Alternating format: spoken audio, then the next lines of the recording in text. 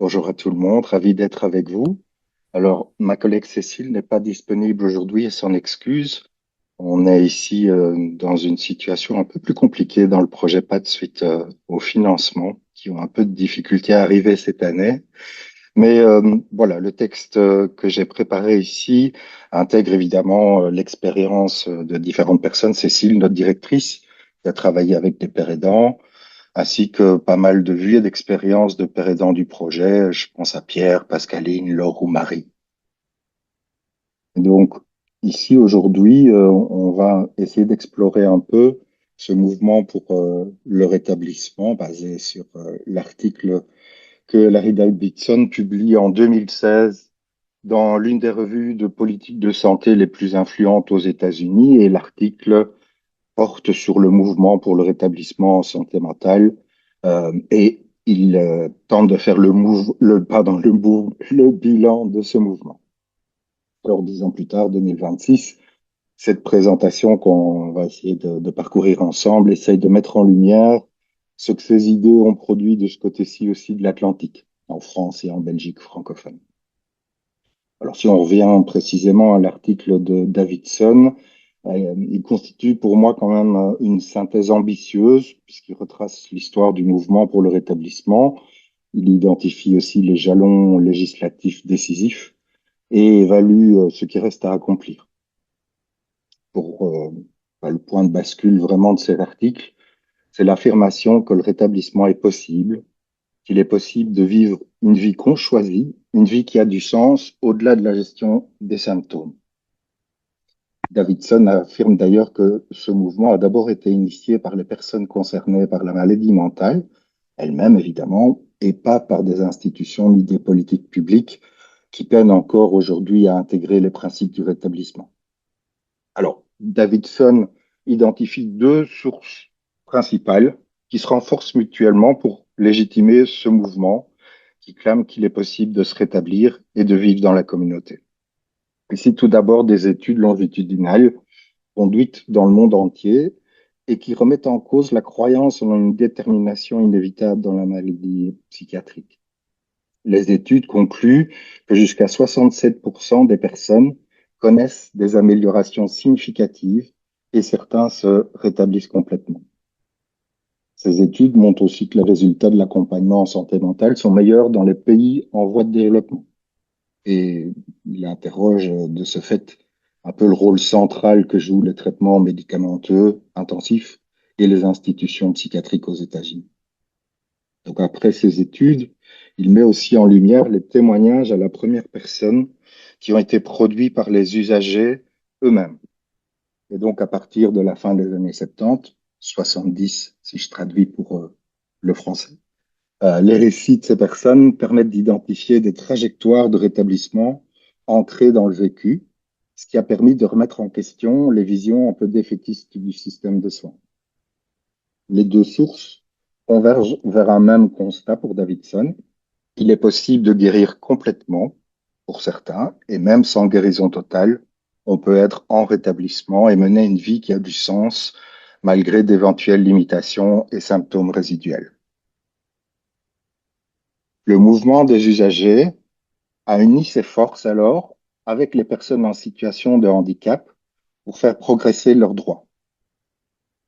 Ainsi, le passage de la maladie mentale au statut de handicap en 1990-1990 est un renversement de logique radicale. Cette année-là, la loi en faveur des Américains en situation de handicap, l'ADA, consacre l'accès à la communauté comme un droit immédiat et inconditionnel. C'est la société qui doit mettre en place des aménagements raisonnables pour donner et garantir ces droits, et c'est cet accès qui crée les conditions du rétablissement et pas l'inverse. Alors pour Davidson, cela évidemment pose une question très concrète. Qu'est-ce qui constitue un aménagement raisonnable pour une personne avec des troubles psychiatriques sévères? C'est pas une rampe d'accès, c'est pas non plus une signalétique en braille comme pour les personnes en situation de handicap parfois. C'est quelque chose d'une toute autre nature, identifie-t-il. Et là, c'est la métaphore centrale de l'article de Davidson. Il pose la question suivante. Si la rampe d'accès rend la ville accessible aux personnes en fauteuil, qu'est-ce qui rend la société accessible aux personnes avec des troubles psychiques? Sa réponse, elle peut être déconcertante de simplicité, mais aussi de profondeur. Il dit ce qui rend la société accessible aux personnes avec des troubles psychiques, ce sont des personnes, pas des médicaments, pas des protocoles, mais bien des êtres humains bienveillants, fiables et compétents qui accompagnent sur la durée. Ça a des implications politiques considérables, évidemment. Si la prothèse principale est humaine et relationnelle, alors il faut investir dans les ressources humaines, dans la formation, dans la paire aidance, et pas seulement dans l'hôpital et le médicament. Le père aidant apparaît ici comme la prothèse par excellence, car il cumule la bienveillance, il comprend de l'intérieur, il dispose évidemment d'une crédibilité parce qu'il a vécu, et sa trajectoire peut inspirer confiance puisqu'il témoigne du parcours de rétablissement. Là, on y reviendra évidemment. Ensuite, Davidson fait une distinction nette entre l'accompagnement orienté rétablissement et les dispositifs de soins traditionnels, mais il ne les oppose pas. Il relève quatre caractéristiques principales que présente ce type d'accompagnement. Tout d'abord, l'accompagnement orienté rétablissement est fondé sur le choix des personnes. L'accompagnement n'est pas prescrit par le clinicien pour stabiliser la personne dans la communauté. Il répond à une aspiration exprimée par la personne elle-même. Ensuite, Davidson pointe une manière différente de concevoir les parcours. L'accompagnement orienté rétablissement ne se déploie pas via une progression par étapes.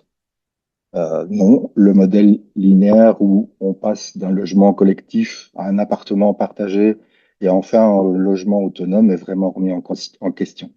Et sur ce plan, il cite notamment les projets Housing First, un chez soi d'abord en France. Dans ces projets, en effet, on part du principe que la personne est toujours prête à mener une vie dans la communauté. Et c'est le soutien qui s'adapte à la personne, pas la personne qui doit mériter le logement. Donc c'est un accès très bas seuil, sans conditions préalables. Partant du principe que à partir du moment où on est un logement, on peut commencer à travailler plein de choses. Alors, sur les projets Housing First notamment, il faut souligner que la présence des pères aidants dans les équipes faisait partie du modèle initial, mais sans doute que les pères aidants ont dû se perdre quand ils ont traversé l'Atlantique, car la proportion de projets Housing First chez nous qui emploient des pères aidants reste vraiment très faible. Alors, ensuite, une caractéristique suivante, l'accompagnement orienté rétablissement est proposé sans obligation de traitement. En effet, l'accompagnement n'est pas conditionné à l'observance médicamenteuse ou à l'abstinence et peut exister en dehors des soins ou y être intégré si la personne le souhaite, évidemment. Et enfin, l'accompagnement orienté rétablissement est porté par les pairs. Ça, c'est une dimension centrale dans l'analyse de Davidson. Il parle d'ailleurs d'une croissance rien moins qu'extraordinaire de la pérédance au cours de la décennie précédente. Donc, de 2006 à 2016, si on se réfère à la date de publication de l'article. Pendant ce temps-là, en 2010, sous l'impulsion des lois pour l'accès financier, l'ACA, 35 États commencent à rembourser les prestations des pères aidants via le programme Medicaid. Alors, Medicaid, c'est un programme d'assurance maladie américain financé conjointement par le fédéral et par les États, qui offre des soins gratuits ou à très faible coût aux personnes et aux familles qui ont de faibles revenus. Donc à l'époque, 35 États remboursaient les prestations des pères aidants. À l'heure actuelle, d'après ce que j'ai vu, c'est vraiment une grande majorité maintenant qui propose ce type de remboursement. Et donc, voilà, une petite constatation. On pointe souvent le système de soins aux États-Unis comme inéquitable, hors de prix pour ceux qui n'ont pas d'assurance privée. Force quand même est de constater que le législateur américain a reconnu depuis longtemps l'apport des pères aidants dans les équipes et dans le rétablissement des personnes qui sont accompagnées. Un peu plus loin, Davidson rappelle aussi que la pérédance a toujours existé dans l'histoire de la psychiatrie, de l'entraide entre pairs à sa forme actuelle, plus formalisée, rémunérée, parfois certifiée dans certains contextes. Il identifie trois fonctions principales et en tout cas importantes pour les pères aidants, qu'il est important de retenir. Je vais essayer de les passer un petit peu. Et la première fonction, c'est d'incarner et d'insuffler l'espoir chez les personnes accompagnées. Là, le père aidant peut témoigner du fait qu'il est possible d'aller mieux. Et en tout cas, bah, l'espoir, c'est vraiment fondamental. C'est un peu le carburant, car sans lui, souvent, il est très difficile, voire impossible de se mettre en route. La deuxième fonction des pères aidants pour Davidson est de soutenir et outiller les personnes pour qu'elles puissent développer l'auto-soin et aller vers l'autonomie et quitter la dépendance au système. Enfin, Davidson identifie que les pères aidants favorisent l'accès aux ressources dans la communauté, aux services, en apprenant à naviguer les systèmes d'accompagnement et de soins et à ouvrir des portes. Après avoir identifié ces caractéristiques, il relève aussi les limites à l'impact de la pérédance dans les équipes. En effet, manque de clarté quant au rôle, discrimination mettent en difficulté les pères aidants dans leur capacité à mettre en pratique leurs expériences, leurs connaissances, leurs stratégies et leurs outils. Ces obstacles, on les retrouve en France et en Belgique, on y reviendra aussi. Alors, selon l'analyse de Davidson, les lois pour l'accès financier, donc la CAC qu'on citait tout à l'heure, offrent des leviers concrets pour la diffusion des pratiques orientées rétablissement. Toutefois, Davidson est lucide sur le fait que les changements possibles ne se mettront pas en place automatiquement, même si les lois créent des conditions légales. Alors, qu'est-ce qui pourrait faire obstacle à ces changements? Davidson pointe notamment le manque de reconnaissance de l'expertise que possèdent les personnes elles-mêmes. C'est un argument de poids qu'il avance contre le paternalisme médical, notamment. Alors, Davidson ne dit pas que le clinicien n'a pas d'expertise. Il dit que l'expertise du clinicien est nécessaire, mais pas suffisante. En tout cas, insuffisante. C'est la personne concernée et ses proches qui apportent une connaissance qu'ils considèrent comme irremplaçable. Ce qui donne sens à la vie, ce qui compte vraiment, et comment les traitements affectent le quotidien. Ces trois expertises, donc les personnes, les proches et les cliniciens, devraient se combiner, se renforcer. Et cette combinaison devrait pouvoir déboucher sur des décisions partagées. En tout cas, c'est ce que Davidson prône pour des pratiques orientées rétablissement. Nous croyons ici que les pères aidants, ils peuvent être des catalyseurs de cette rencontre. Enfin, Davidson conclut sur une note réaliste. Cette transformation culturelle prendra du temps, peut-être une génération ou deux, dit-il, car il touche aux croyances profondes des professionnels et du public sur la nature même de la maladie mentale. Voilà le tableau que Davidson dressait en 2016 depuis les États-Unis. Alors, traversons maintenant l'Atlantique et posons-nous la question, qu'est-ce qui s'est passé de ce côté-ci pendant ces 10 ans qui nous séparent de la date de la publication? Nous allons un peu regarder ce que Davidson décrivait comme acquis, comme en cours ou comme obstacle persistant et voir ce que ça donne en France et en Belgique francophone. Alors en France, plusieurs textes politiques ambitieux ont été produits depuis 2016. La feuille de route santé mentale et psychiatrie en 2018, sans doute un document sérieux qui reprend explicitement les principes du rétablissement et de la réhabilitation psychosociale. Ensuite, les plans territoriaux de santé mentale qui constituent une avancée institutionnelle sans doute importante, car pour la première fois, soins, social et père aidants se retrouvent autour d'une même table au niveau territorial. C'est peut-être le début d'une culture un peu plus intersectorielle. En France, la père aidant se développe, mais reste encore fragile. Ce qu'on constate ici depuis la Belgique, c'est qu'il y a un certain nombre d'établissements pionniers qui ont ouvert des postes de père aidant salariés, notamment avec du financement des agences régionales de santé dans le cadre, par exemple, des formations de médiateurs de santé père portées par le centre collaborateur de l'OMS, l'Organisation mondiale de la santé. Et en plus, les formations se développent, se multiplient à travers le territoire. Mais comme Davidson le soulignait, les statuts restent flous, les postes restent précaires et la résistance des équipes constitue à pas mal d'endroits un réel obstacle au déploiement de la pérédance.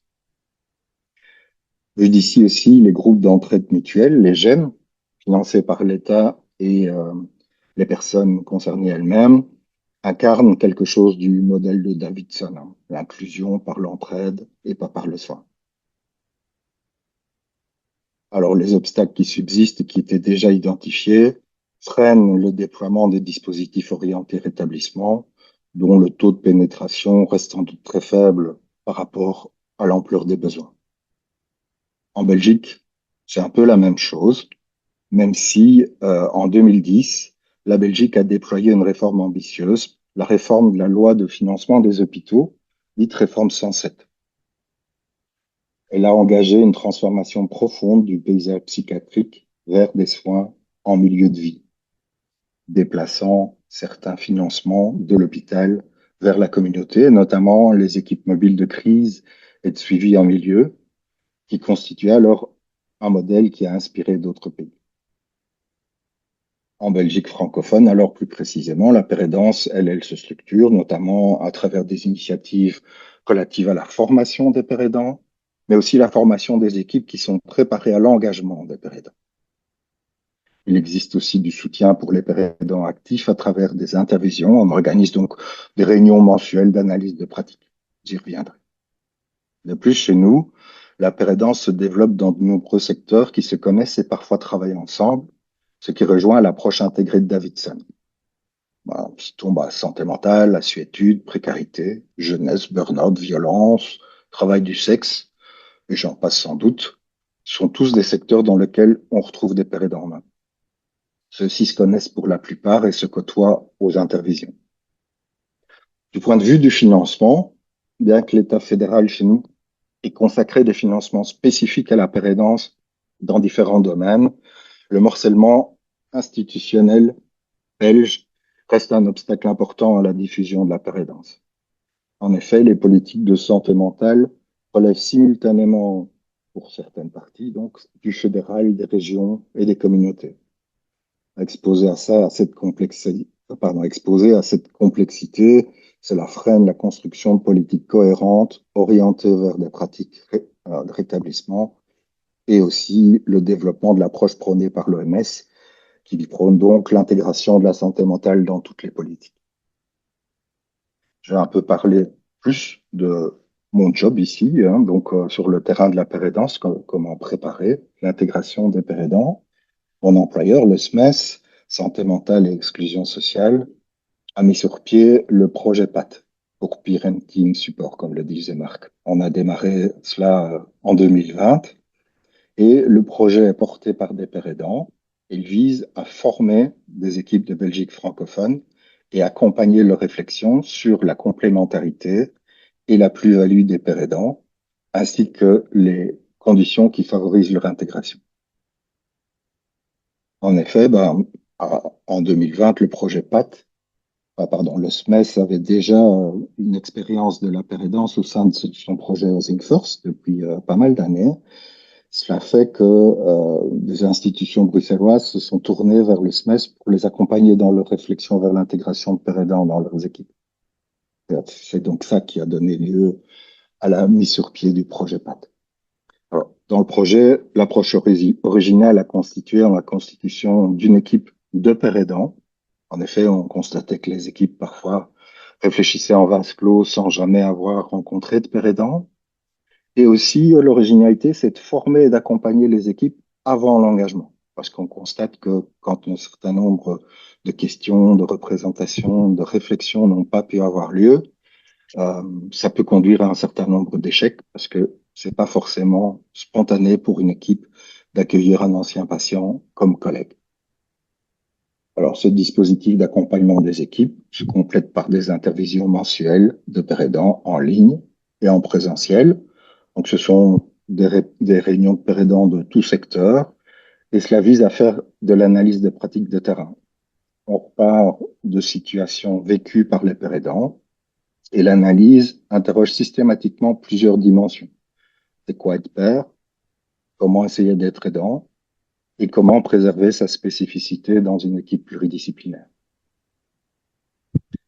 Les intervisions, pour nous, servent donc de formation continuée et renforcent l'identité des pères aidants, une identité qui est à risque. En effet, elle pourrait être mise à mal par, si les pères aidants sont un peu absorbés par la manière dont les équipes fonctionnent, par leur vocabulaire, par leurs lunettes pour analyser les situations. Alors, notre projet PAT, on est actif, comme je disais, sur toute la Belgique francophone et on a déjà accompagné 74 équipes de tous les secteurs et 42 d'entre elles ont déjà intégré des pères aidants, la plupart sous statut de travailleurs rémunérés. Voilà un petit peu le point sur ce côté-ci de l'Atlantique, France et Belgique francophone. Et je terminerai par ce que Davidson mentionnait dans la conclusion de son article. Il disait que les fondations étaient posées pour des pratiques orientées rétablissement et pour la transformation du système. Alors, 10 ans plus tard, en France et en Belgique francophone, on peut certainement dire la même chose avec des nuances relatives à nos contextes. Mais si les bases sont posées, il faut maintenant accélérer, enrichir les pratiques de plusieurs manières. Et Davidson proposait, nous pouvons reconnaître et soutenir les pères aidants comme des collègues à part entière, avec leur expertise et leurs outils spécifiques. Nous pouvons aussi soutenir la capacité des personnes à mener une vie choisie et pleine de sens, notamment en favorisant la décision partagée entre les personnes concernées, leurs proches et les soignants. Et enfin, nous pouvons défendre avec ardeur le droit à l'inclusion, au logement, à l'emploi et à la citoyenneté, qui sont des conditions fondamentales du rétablissement. Tout cela, pour nous, il faut le faire dès aujourd'hui, même imparfaitement. Et en conclusion, on peut dire que le texte de Davidson reste d'une actualité brûlante, pas forcément parce que rien n'a bougé, mais parce que le rythme du changement reste bien en deçà de l'ampleur de ce qui est nécessaire aujourd'hui. Il nous reste, je pense, beaucoup de pain sur la planche, et si on ne le fait pas maintenant, quand le ferons-nous?